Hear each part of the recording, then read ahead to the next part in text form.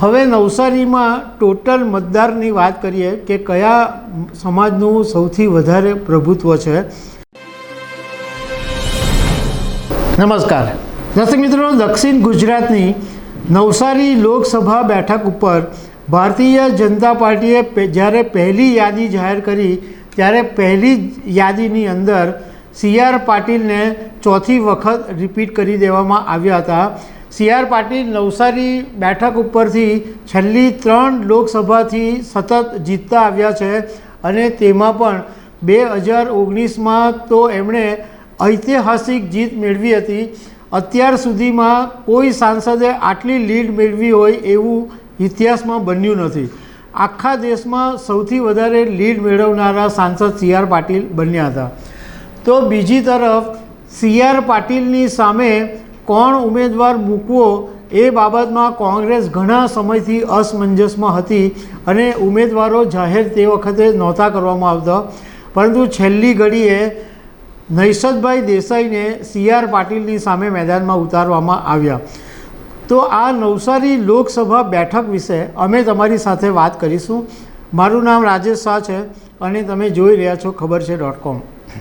દર્શક મિત્રો, નવસારી લોકસભા બેઠક છે એની અંદર ટોટલ 7 વિધાનસભા આવે છે, એટલે એમ કહી શકાય કે અડધો અમુક ભાગ તો સુરતમાં આવે છે અને અમુક ભાગ નવસારીની અંદર આવે છે, એટલે એમ બી કહીએ તો વાંધો નહીં કે આ સુરત નવસારીની લોકસભા બેઠક છે। હવે નવસારીમાં જે 7 વિધાનસભા આવે છે એમાં એક લિંબાયત છે જે સુરતની અંદર આવે, એક ઉધના છે, ત્રીજી મજૂરા વિધાનસભા છે, ચોથી 84 છે। આ ચારે 4 વિધાનસભા તો સુરતમાં આવે છે।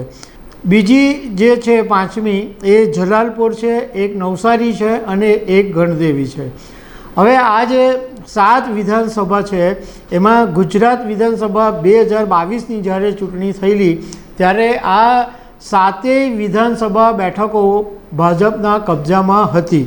ભાજપે આ બધી ચૂંટણી જીતેલી હતી અને આ 7 વિધાનસભા છે એમાં ભાજપને લગભગ 9,03,298 વોટ મળેલા, કોંગ્રેસને 1,98,883 વોટ મળેલા અને આમ આદમી પાર્ટીને 1,92,352 વોટ મળેલા।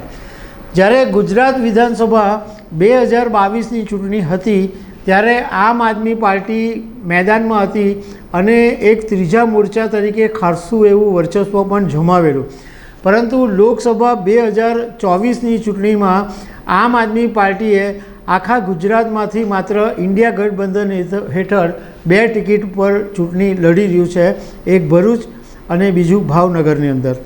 હવે નવસારીમાં ટોટલ મતદારની વાત કરીએ કે કયા સમાજનું સૌથી વધારે પ્રભુત્વ છે, તો 22.13 લાખ જેટલા મતદારો નવસારી લોકસભા બેઠકમાં છે અને એમાં 12 લાખ જેટલા પરપ્રાંતિયો વસે છે। એ ઉપરાંત કોળી પટેલ છે એ લગભગ 3 લાખ જેટલા છે, મુસ્લિમ વસ્તી પણ ખાસી છે 1.5 લાખ જેટલી, પાટીદાર મતદારો 1.5 લાખ છે, એમાં મહેસાણાના પાટીદારોની સંખ્યા વધારે છે, બ્રાહ્મણ 70,000 છે અને અન્ય 93,000 મતદારો છે। 2019ની અંદર આ નવસારી લોકસભા બેઠક ઉપર 66% જેટલું મતદાન થયું હતું, પરંતુ આ વખતે CR પાટીલે ગુજરાતની બધી 26 બેઠકો ઉપર 5 લાખની લીડથી વધારે જીત મેળવવાનો ટાર્ગેટ રાખેલો છે અને એમાં સાથે સાથે એમણે પોતે એવું કીધું છે કે નવસારી લોકસભા બેઠક ઉપર તો તેઓ 5 લાખ કરતાં પણ વધારે લીડથી જીતશે।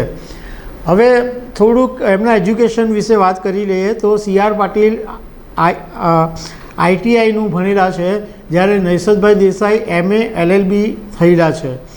તો દર્શક મિત્રો, આવી અનેક વાતો સાથે અમે તમને મળતા રહીશું। Thank you very much.